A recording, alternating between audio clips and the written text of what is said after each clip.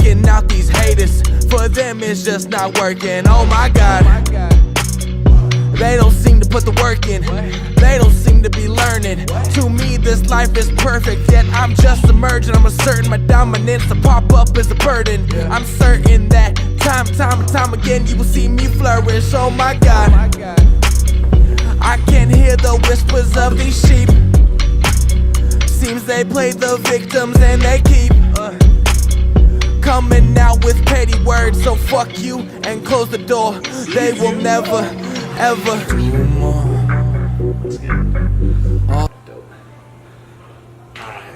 What's going on, everybody? Tyler Mangle here. Special guest Taylor Bederis, Apollo. You guys know him as Apollo. Back with another episode of Belligerent Reality, where basically we just are going to tell you the truth about, talk about a little about chasing your dreams, what it takes, the work that goes into that.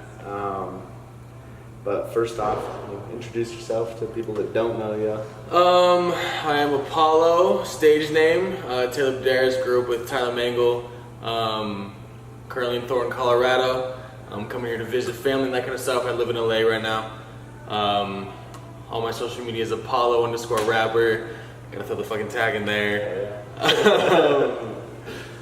Yeah, moved to LA, pursuing rap and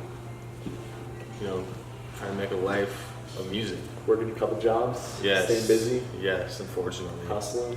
Yes. Awesome, man. Well, it's easy to have you on here just because, everything that I want this to be about is talking about the reality of life. Right. And you're going through it probably deeper than most people do, is putting in the work. You moved out of your comfort zone. You're born and raised in Colorado? Yeah. Born and raised in Colorado, picked up by yourself, moved out to LA, and chased your dreams. So, you're kind of the epitome of exactly what people need to see, what it takes to chase your dreams. Everybody thinks that, you have this one great idea and, you just kind of play with it and see if it takes off, and it takes a lot more than that, unfortunately. Sure. Yeah. We all wish that Right. you could just throw something at the wall and it would stick and you'd make $1 billion, but it takes a lot of work and hustle and stuff like that. So, I guess a little bit just talk about, the type of stuff that you've been putting in, the work and stuff like that. Up and coming as a rapper, really starting to get some traction with a lot of your new releases and stuff. What have you been going through? I think it's just more so I finally love my product. You know what I mean? It's been, this year I started rapping when I was like 18, I'm 24 now. And for the first 4 years, you make something in the moment and it's cool, it's dope. And then you listen to it 3 days later, 2 days later, and you just hate it. Yeah. Right? So recently, I've been listening to my stuff that I've been recording over the past few months or whatever, and it's been nice. It's been oh fuck, this is actually tight, right? But that's just like I said, years of just not being sure of what you're putting out. Yeah. Album wise, I just like I told you, I'm starting to really enjoy my music, really enjoying what I'm making as an artist. So I want to make sure it doesn't fall on people that aren't going to support and listen to it. Yeah. The clientele that we're from the same area, so we know the people who are going to support it, who aren't going to support it, regardless if you're homie or not. Yeah. Right. So trying to make sure that you put out content, and then when it's time to put out, the grand finale, that people will listen to it. Exactly. That makes sense, man. It's tough. I know with all of our clothes and stuff too that you got to find what people are liking, what people aren't liking. It's a constant journey of not only finding out what you like, but what the market's gonna like too. Yeah. And I know I get a lot of that from a lot of different business people is, if the market doesn't like you, then you have to go back to the drawing board, back to the lab and start working on something completely different. And sometimes it's tough because you think this is fucking it, and then the market's one view, and you're one purchase, right? What the hell? Right. I put everything into this, and so I think that's big for a lot of entrepreneurs or anybody doing anything, chasing any kind of dream, is understanding that, I mean, you might get that one lucky at bat where you just knock it out of the park first throw, but it's highly unlikely. Yeah, that's like 1%, if that. Everybody everybody I know, like, it's never that. No. It's never that. You're literally like, that 1% is like, no disrespect, but like Jaden Smith. Yeah. Like, your dad is Will Smith. You can pretty much be like, I put out this track, and dad helped me. Yeah, exactly. And that's like 1% of it. I don't know the real percentage, but you know what I mean. But no, I get it, and that's what's tough, is a lot of people are hoping for that, or that's what their expectations, because they see it. Because like we were just talking about before we started rolling, is, I mean, social media is the highlight reel. Yeah. I mean, people only see, well, look at this new thing that I put out, but you didn't see the 10 that I didn't. Right. And people, I guess social media, I love it and I hate it at the same time, because it puts out so many false pretenses to people, especially people who are like bodybuilding or entrepreneurship, build businesses and stuff like that. It's like, oh, I got this 60-day plan, it'll change your life. It's like, no, you've been putting in work for 5 years, and your body adjusts in 60 days because you've set that foundation. Yeah. And people are like, oh, I'm fat, I'm gonna be in shape in 60 days, I'm gonna look like her. Yeah. And it's not. Yeah, it's ridiculous. Yeah. One of the big things I kind of wanted to, I don't know, get your vibes off of is, I made a post about it, and I was kind of talking about it before we started rolling too, is we've all kind of been given this one life, and a lot of people don't really take advantage of it. And, you know, you have your different bars of where you think you should be at the age that you are, or whatever it is. I mean, for you, do you see yourself kind of, you know, setting your bar too high that it's like, man, I'm trying to chase after Eminem, and that's a bar that just is unobtainable by anybody ever because he was the first who did it? Or do you kind of set your bar at a more realistic goal and try to hit it and then move it up from there? What is your kind of... I think the bar adjusts as you go, but like that starting bar is huge. You know, like we were talking about, like we talked to people that we grew up with, where it's just like, you have your job, you have your girlfriend, you're doing all these things, that's great. But what is that like in 15 years? You know, no disrespect to fucking anybody, you know, in their jobs. Well, I mean, if you're happy, you're happy. 100%. I mean, 100%. You won. I wasn't happy. You know, I went to school for politics, bro. Yeah. I wanted to be a politician because I've always had like this urge of just being like this influencer, because I feel like I have that inside of me. Yeah. And then one thing led to another, and then it became music. So I was like, okay, like I'm gonna influence people with music, and I want to like change lives with music, because music at the end of the day is influence.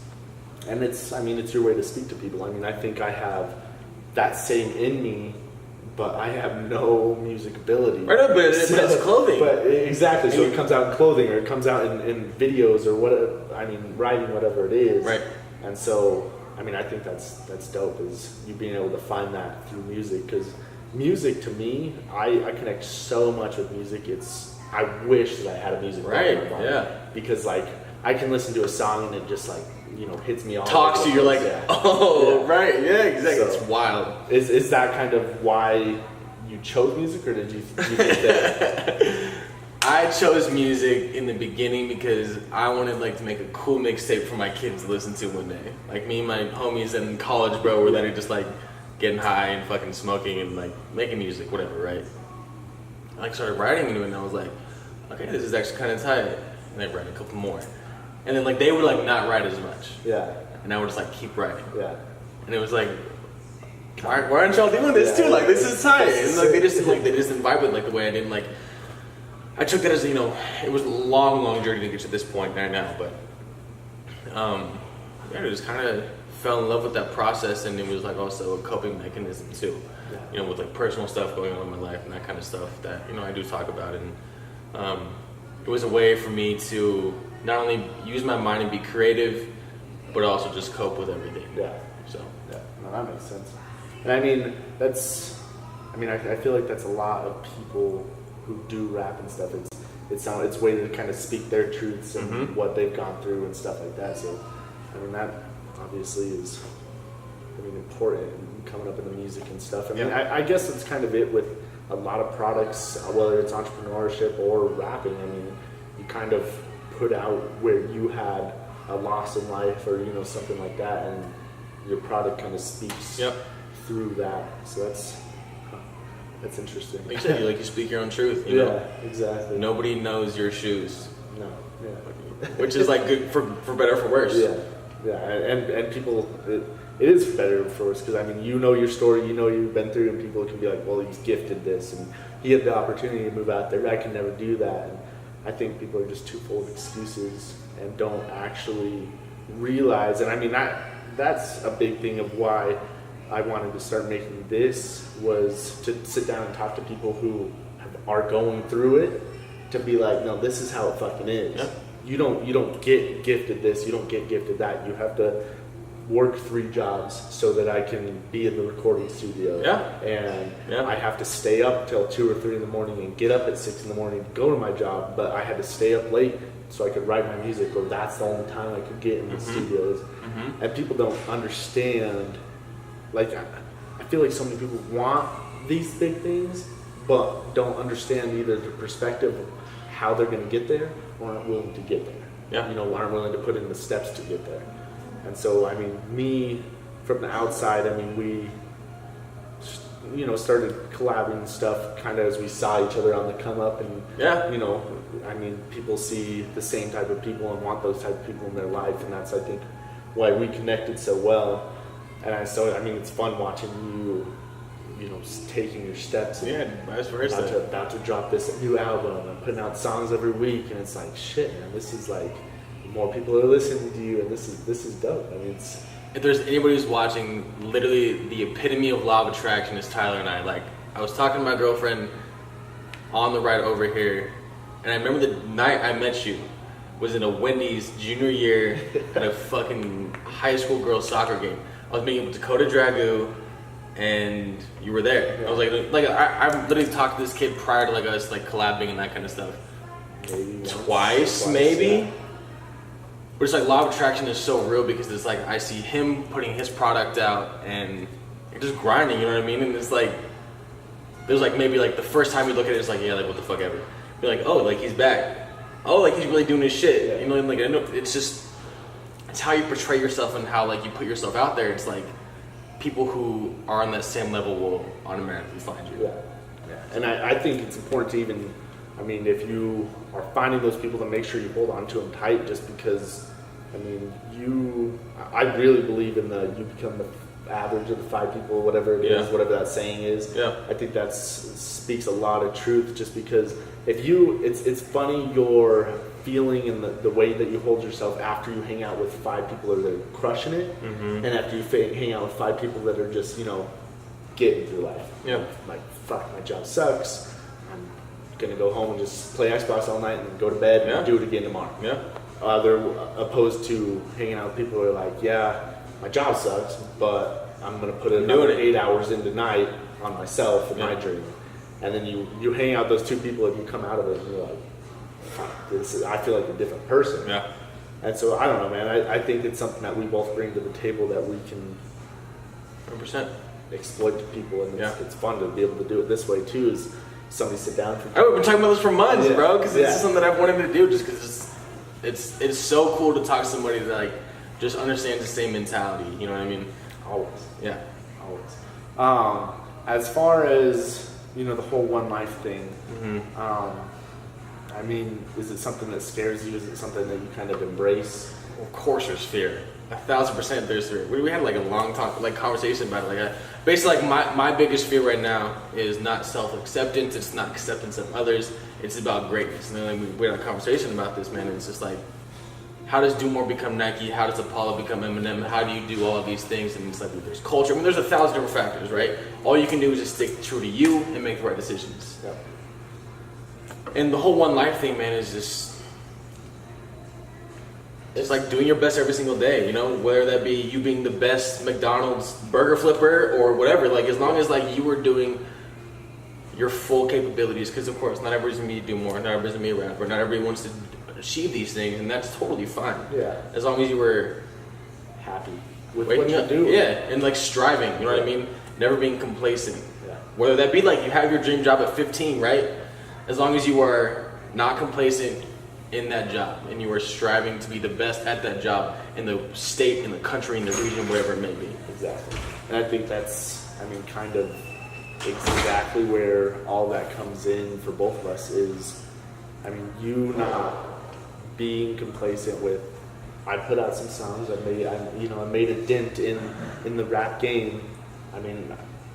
Some people can say that you made it, and then but your bar is held up to where like I haven't even fucking started, and that's where we both are. Is like we both achieved quite a bit at such a young age, and from one perspective, you could say we've done it. We can throw in the towel and be like, now time to take life seriously, right? Or we got to chase our dreams. We got to keep putting in the hours and stuff like that, and so. Get a real job. Exactly. Yeah, that joke of life, man. It's funny to actually talk to people who, like, oh, what do you do? It's like, oh, well, I work, but then I do this business on the side. I own my own clothing line. Like, oh, that's cool. But what's your job like? It's like, right. No, I don't want to talk about that. I have to do that. This is what I like to do. This is my passion. And people are like, oh, okay, so. How old are you? When are you growing up? Right. What age are you gonna start taking life seriously? It's right. Like, no, this is more serious than you're taking it with your job that you hate. Yeah. And that's the big thing too. Is, like we just both said, if you're happy with your job, great, you won. Mm-hmm. You're winning. But if you're the person that comes home and bitches about your job every night, bitches about your life, complains about how fat you are, complains about how tired you are, and all this shit, you made your own bed. Right. And so me and you are working our ass off to make sure that our bed is the bed that we want to be sleeping in. Yep. And so it just cracks me up talking to people, whether it's friends or family or whatever, that they don't understand. They don't understand that this is not just a pipe dream. It's something I'm working my ass off, and I'm sure you deal with that all the time. Family loves you regardless, and I think Gary Vee talks about this a lot. But like, there's always that one family member that like you're afraid to disappoint, or you're afraid of their judgment, whatever it may be. And I think like that is true, but at the same time, it's like they love you and they want the best for you. So if you tell them like genuinely deep down, like this is what I want to do, this is it. Because I have a cousin who is a few years older than me, did the whole music route, and it hasn't worked out to the best, but he's still going at it. We're still proud of him, right? Yeah. But he didn't do what he wanted to do. Yeah. And I know that's something that is like this stigma over my head, where it's like we've already had like one relative take this music route and he hasn't, been the success that he gloats about. So you must, by affiliation, might not do that. Yeah. And it's just all about how you carry yourself. It's like, okay, like I am not him, he is not I. This is what I'm doing, regardless of your guys' approval. That makes sense. That's tough though. Have that hang over your head. then it puts a chip on your shoulder to be like, I'm gonna fucking get it right. You guys just wait and watch. But it also it's that tiger creeping behind your back. It's like, don't fuck up. Yeah. You're gonna be like him. Don't do it. Don't do it. You just need to hang it up now. Call it quits.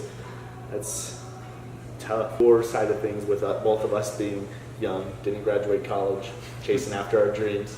Going the route of wanting to live our passion. Mm-hmm. What's your advice to that 18-year-old that just got out of high school and saying, what the fuck am I going to do? My parents want me to go to college. I want to build a business. Or my parents want me to go to college. I want to do something else with my life. What do you think? What do you say about that? It's a tough line because your parents, of course, want the best for you. You know what I mean? It's like, of course, it was going to college straight out of it because I had this idea that I wanted to influence people. I don't know what facet yet, right? Yeah. Other than finances and saving money on college loans, I don't regret anything about going to college. The student loans suck, but figuring out what I wanted to do. I don't think that I would have found music if I didn't do the bullshit year and a half and 2 years of fucking college. Yeah. Anybody who wants to go to college, do it. It's gonna suck that you may not find your passion there. I guess the one thing is it's not the only avenue. Yeah. Which is what we're told, you know what I mean? Because extremely. Yeah, because when you're in high school, it's like, oh, where are you applying? Yeah. What are you getting accepted to? all that kind of stuff, where your best friends are going to these different schools and all this kind of stuff, and it's just like, it's this large overlooming cloud of, if you're not going to college, you're a loser type of situation. Peer pressure. Yeah, 100%. 100%. And you don't, I mean, I didn't want to fall under that. I mean, I went to a junior college, had a decent scholarship, and I still felt like, you know, I was kind of failing a little bit because it wasn't four-year school. And like, I had that peer pressure hanging over my head. It's like, well, why aren't you going to a four-year school? Why weren't you good enough to go into a four-year school? You know, that type of stuff. But like, I was only going to college to play ball. Yeah. Like, that was it. Yeah. I didn't have any interest. I was doing general studies, bullshitting my way through college, and I always knew, kind of from a younger age, that school wasn't for me.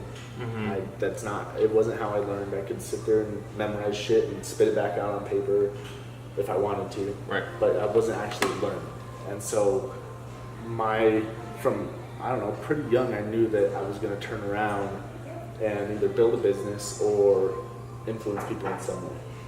And so that kind of started coming out as soon as I got the same thing, bullshitted through my year and a half of school, and then turned around and started, you know, doing me.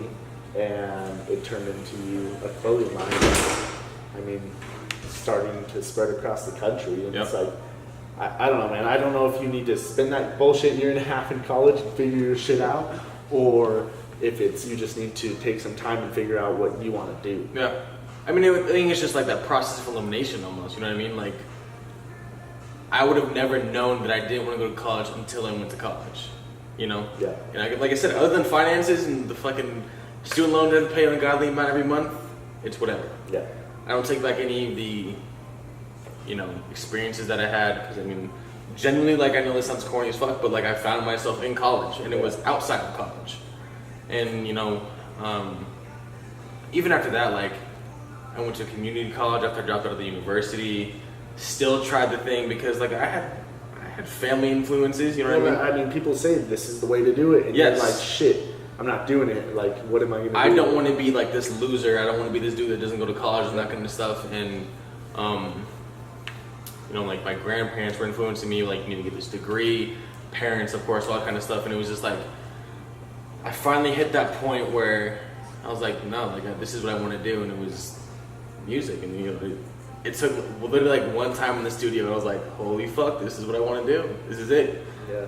And then, of course, became self-acceptance, and then it became being able to have my family accept it and that kind of stuff. I mean, it was a long journey. It wasn't just like, music's it, this is it. Yeah. 100%. No, it was like me questioning myself and being like, is this what I want to do?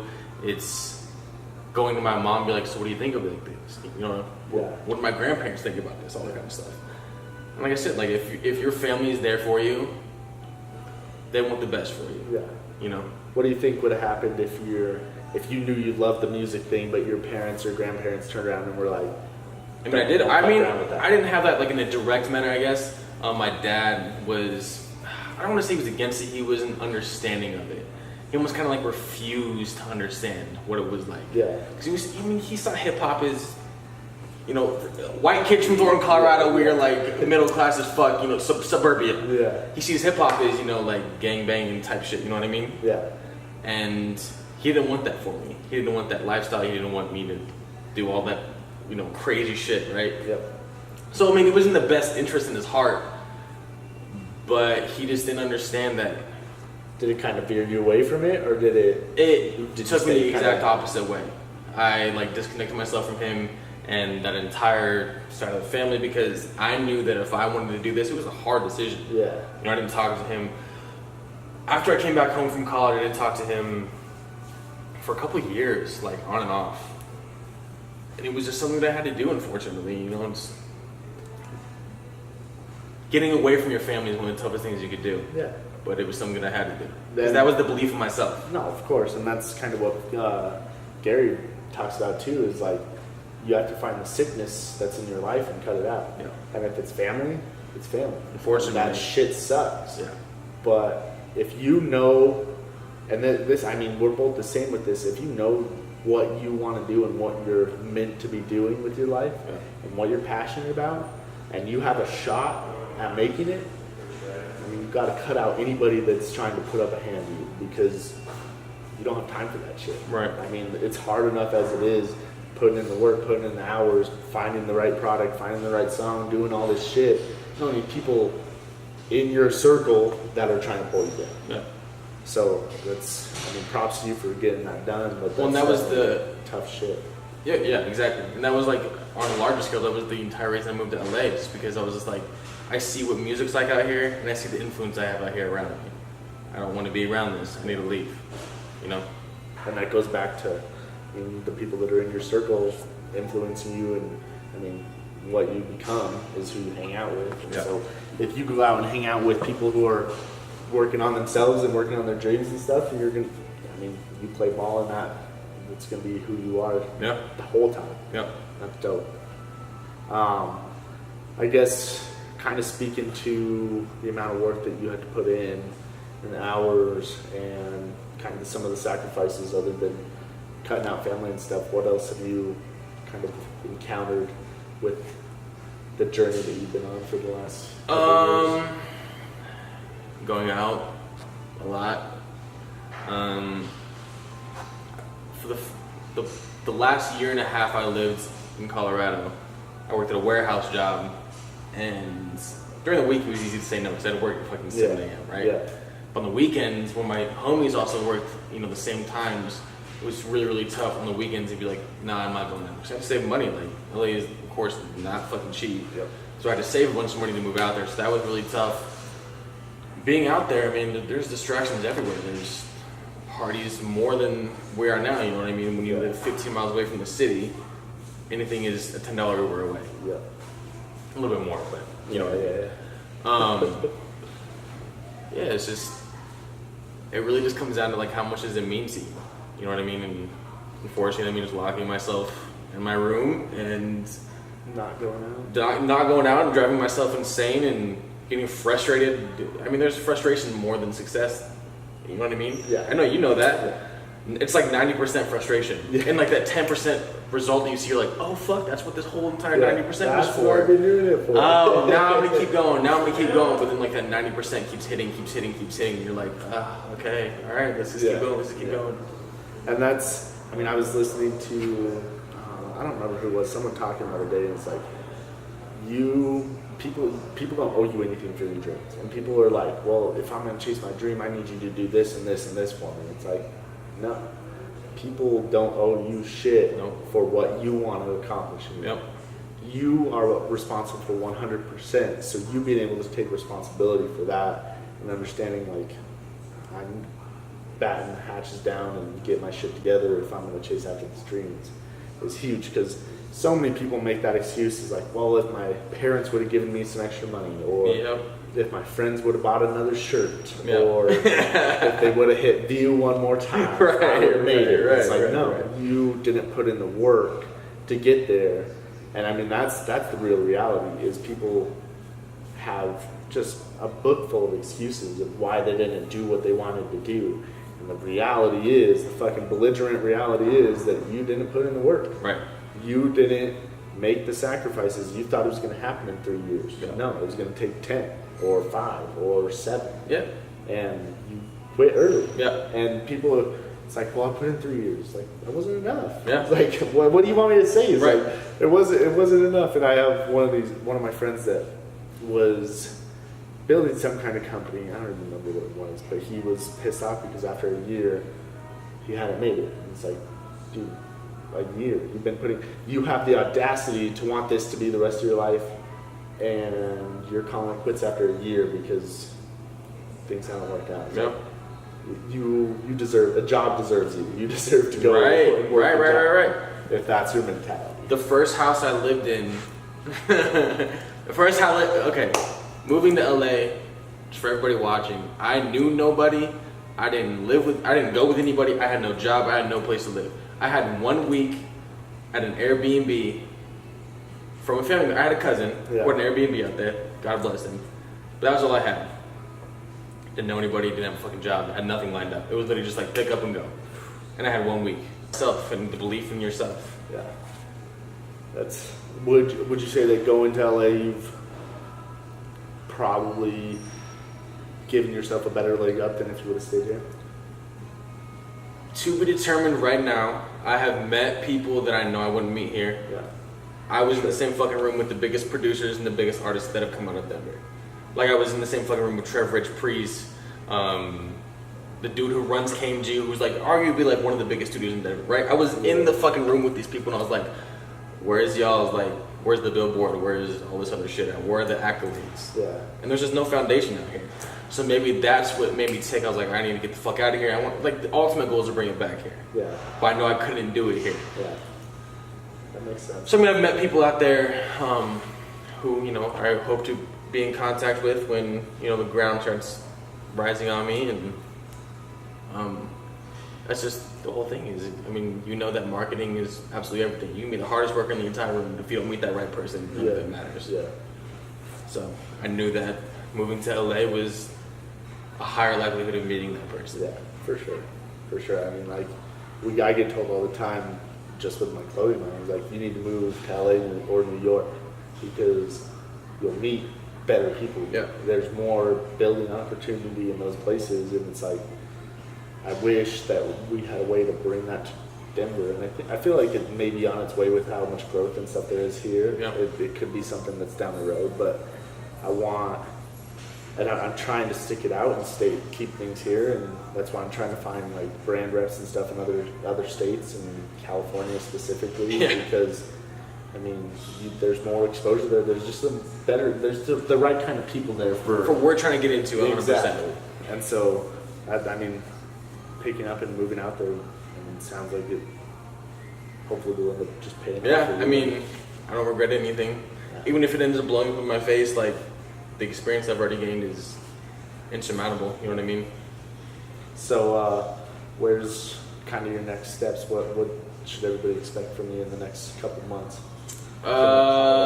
Next couple months, I think it's just going to be just releasing content as much as possible. I'm sitting on a fucking shat ton of music right now. Deciding which songs I want to release, which ones we're keeping the album, that kind of stuff. The entire thing is, like I told you earlier at dinner, is just, this album is like something like I genuinely like believe in, something that like I really, really want to take flight because I believe in it. And like listening to it like months later after recording it, I'm like, holy shit, this is still tight. Yeah. Which is the first feeling I've had since I was 18. That's sick. That's good. And knowing that, who knows where this album's gonna take me? It could fucking flop, it could do fucking nothing. Yeah. It'll never stop me. But basically what I'm saying is like, thinking about creating content and putting things out there and just having people be like, oh, this is kind of tight, this is kind of tight, this is kind of tight. Word of mouth is everything. Yeah. And do videos and all that kind of stuff. So content's coming, videos, tracks, collaborations, all that kind of stuff. And then, you know, Revelation is going to be the big thing that drops. It's gonna be this year, just don't know when yet. Yeah, just kind of holding on to it. Yeah. Taking those stepping stones like we were talking about. Yes. And our collaboration. Hell yeah. That is huge as well. It'll be dope. We're trying to probably next month try to drop some stuff on you guys. We'll keep it under lock for now until everything gets finalized. But you know, some apparel and stuff coming out will be dope. Yeah, for sure. Yeah.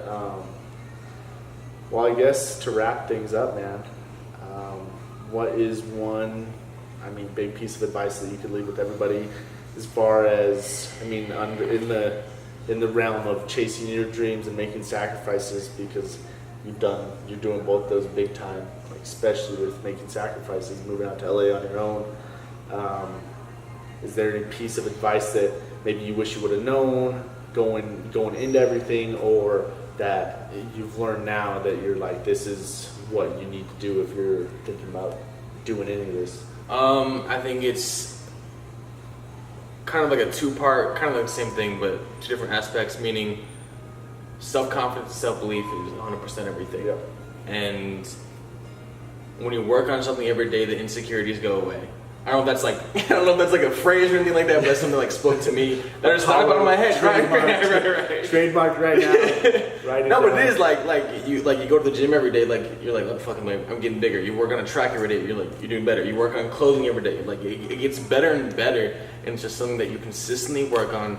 The insecurities and your fears will automatically disappear. And it's something that just doesn't even that comes in your head. Yep. and comes with the self-belief. You know, I had 1,000 doubts going to LA. I had 1,000 doubts taking this journey. Yeah. We've just started, but like I know that this is something that I want, and nobody's gonna stop me. I remember the last piece is Priest, the biggest, behind Trevor Rich is like the biggest artist up in Denver. And one of my first days interning at the studio, so you know, intern, blah, blah, blah, you know, we were bullshitting. Yeah. And he was like, oh, what are you trying to do? I was like, oh, no, I'm trying to rap. Because you're trying to rap. He's like, you either are or you aren't. And I was like, no, like, that's totally real. Like, it's how you present yourself to every single person that you meet is that I'm about my shit, are you? And if not, then get on my face. And if you are, then let's work on something. Yeah. And that's what I know that you embrace, do more and everything. And that's why it's genuine in like the authenticity and the organicness of your fan base and your followers will grow automatically based off of the genuine belief in your craft and yourself. Yeah, no, I mean, you see that all the time too. I mean, just kind of adding on to that before we wrap up it's huge. Is self-belief and actually knowing that what you're doing is legit and not like, yeah, here's my first song. Like you might like it, you might not. I just which might start like that. Yeah, but getting to the point where you're like, this is my new track. Like, listen to it, it's dope. It's like it's a different person, and I definitely think what you said, just working on it, takes away all that insecurity. It's true. I mean, me going to the gym every single day, 6 days a week. I mean, I don't go to the gym. I know I'm not always the biggest guy, or the strongest, or whatever. But I know what the fuck I'm doing, and I don't care if anybody's looking at me different because I know what I'm doing. And I know I'm doing it right. So, and I mean, compared to when I first started in the gym, lifting those 10-pound dumbbells. Yeah, dude. Yeah. Looking around, like as you do every set, you're like, is anybody watching me? I don't want to look like an idiot. It's like, it's a real thing. So, if anybody steals that. Oh, it's got a trademark coming after you. But sweet, man, yeah. I mean, we'll obviously do another little session as soon as you get back again. Yes. Keep it flowing. I'm sorry, guys, that I haven't put out an episode in a little while. It's been a minute. I've been trying to line up some new guests. I'll probably start doing a couple by myself again. Next time Apollo's in town, we'll get another one going and drop that on you, hopefully, in some new gear. yes. And then maybe with some new music too. Who knows? Yes, we don't. You guys will see what we're up to on the highlight reel called Instagram.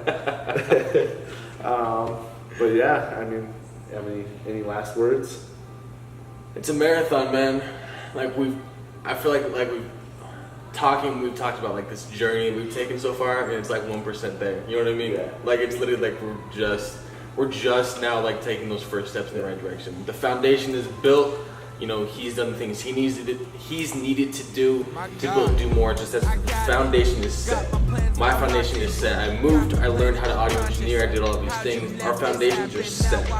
Now it's just only going building an empire. Yes. Appreciate it. Now we finally did it. Yeah. They don't seem to put the work in. They don't seem to be learning. To me, this life is perfect, yet I'm just emerging. I'm certain my dominance to pop up is a burden. I'm certain that time and time again you will see me flourish. Oh my God, I can hear the whispers of these sheep. Seems they play the victims and they keep coming out with petty words. So fuck you and close the door. They will never ever